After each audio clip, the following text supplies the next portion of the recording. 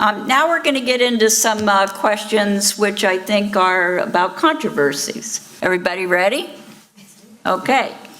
And we're going to start with you this time, Ms. Watts. And there were 5 questions about a controversy which occurred in the last year or so about the pouring of concrete. And there was a number of questions about that and whether or not that concrete was poured before there were permits and whether or not.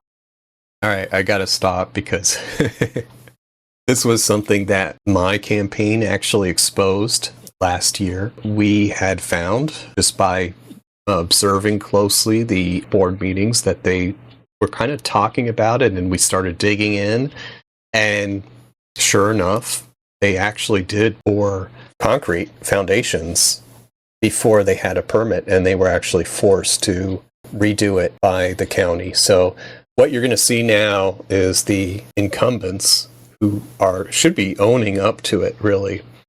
And because they did cost us a lot of money to the taxpayer, they're kind of going to dance around it. They're going to say, hey, it wasn't us. We were told it would be okay.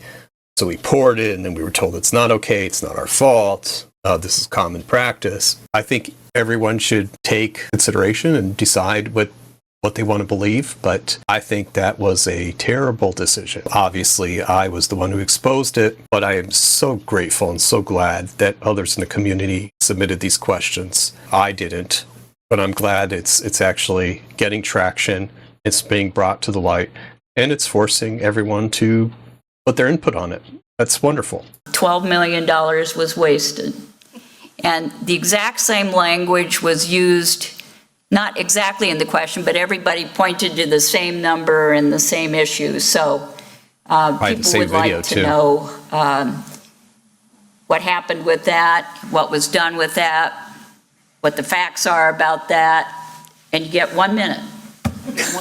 I get 1 minute for all that controversy, yep. Huh? Wow, okay. I will say that is unfair. I mean, you dump this really complicated controversy and you're expecting candidates to respond to it in 60 seconds. I wish the format was more a debate with 2-3 minutes to respond and even ask each other questions on kind of like a proper candidate forum.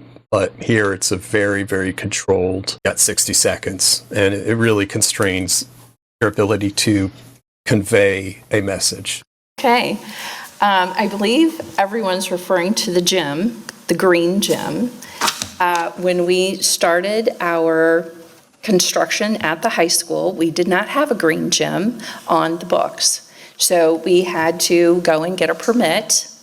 Months upon months it took for us to get permits.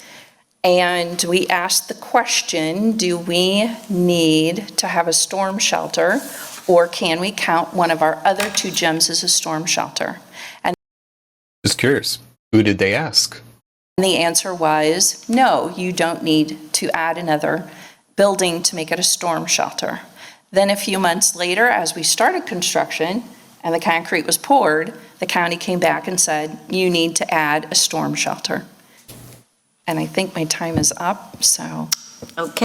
Yeah, well, I'm glad she kind of explained the timeline of stuff, but kind of the deeper story that I was aware of was there was hope that this would be quote unquote grandfathered in. The problem was they decided to completely demolish the former gym. It wasn't really part of the planned first Prop R. At least I thought it was more a renovation, but they decided to demolish it. And then when they wanted to rebuild it, it required new code. That's just how things work. It could be that permits do take months, but that's the way it works. Okay. Mr. Lawson. Yeah, I'll pick it up where she dropped it off there. So again, we had checked with the county. If anybody has ever tried to get a permit through St. Louis County, it's anything but fast. And so we've had a shovel in the ground at Lindbergh for 8 years, and we've navigated a lot of these permits. And we had conversations early on to say, hey, when is, what do we need? What are the requirements? And we move forward with that plan based off the information we were given. The requirements changed mid-flight, and they came back and said, we checked when they talked about the requirements changing, we checked and said, hey, are we being held to the new standard or the old? And they said, no, you're still being held to the old. And then we moved further down the line, and then they said, oh, no, actually, you're being held to the new standard, and now you have to build this gym. So I think the story is probably a little inaccurate there. It's very hard and challenging to tell, but who in the county said that you can go ahead? Do you have that in writing? Because if you do, you could bring that back to the county, and they could potentially refund the mistake. The fact that there is no paper trail that we know of, and the fact that we never got a refund for the money, means it was on us. And if you're, like you said, we're in the shovel in the ground for the last 8 years, well, that means we've been taking a high risk the last 8 years. We've been risking and taking a bet with the taxpayer money. That's essentially what it means. That's how we need to read into it. They were risking our tax money. What was the rush? What was the hurry? You know, could it have waited a few more months and saved $12 million to the district? That's over 10% of our budget. I think it was worth it, but community can weigh in. in the end, we ended up with another gym, which, by the way, is used to capacity at the regular. So it feels like it's something we still as a district needed and are making good use of. Okay, Mr. Alonso. Yeah, so to add to what my colleagues also said, I think the biggest misconception out of all this is the thought that we had to take $12 million from somewhere else to pay for this. The $12 million came out of the bond that we had already had. What really had happened is we had to pivot some of our construction to build the gym. So we moved away from tearing down the library, which ended up being a great space for our gifted program, which Ms. Watts was the one that suggested that's what we turned that space into. The original Okay, so this was after the first Prop R, prior to the second Prop R. What really happened was, because of this mistake, they didn't have funding to build the gym. And so what they did was they took out COPS, certificates of participation, which is basically loans, and they funded the gym under loan. And then they funded another prop, which didn't really include this gym as part of that originally, but they then used the loan, the prop money from the new prop to fund the loan. So we absolutely paid for it. There's no question. And I invite financial people to take a look at their numbers. And really what they're saying about the library is, yeah, we ran out of money and we couldn't do the library like we wanted, but we found a new use for it. Okay. To be honest, with the original Prop R, I was asked if I was for it or against it. I wasn't for it in the sense of completely demolishing the school, the high school, and rebuilding it. I wanted to go the renovation path. I recognized it needed renovation.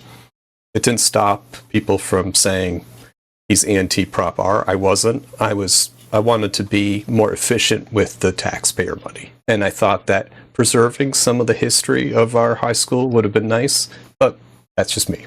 plan was to tear down the library, but because we had to shift money to this gym, then we abandoned that project in order to meet the code that was sprung upon us at the end. Wasn't sprung, Okay, you just Mr. didn't Brady. follow process. I redid my basement over the last few years. I didn't move without the county or Crestwood telling me it's okay. So, I'm sorry, I don't buy any of it. I just don't. And for someone to say the $12 million secret's out, watch the video. Everybody's laughing about the $12 million mistake or the surprise. It's not funny. And I think if you look into further certificates of participation, AKA COPS, that's more money that we had to spend on the project. So look into that. I will admit the green gym is good. Some of the new gyms we're building, sorry, they're not good. Why are we building these gyms if they don't fit regulations?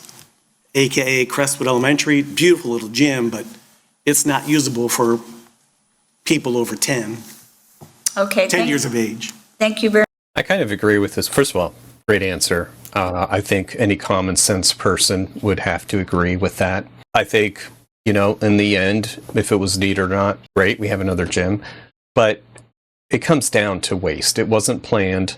The taxpayer ended up having to scuff up the money for it. I don't think that's cool. The other thing that he's alluding to, I never saw the other gyms, the new gyms at least, to tell you on if they're good or not, and I probably wouldn't have the expertise to say. But I will note that I've been to the new auditorium in the high school. As a person who deals with real estate, the materials there are cheap. I'm looking at the framing for the seating, the seats themselves. It is cheap wood. It is probably not going to endure over time. Just my opinion. I think the former auditorium was properly made. So whoever they're contracting with, I don't think is doing the best job.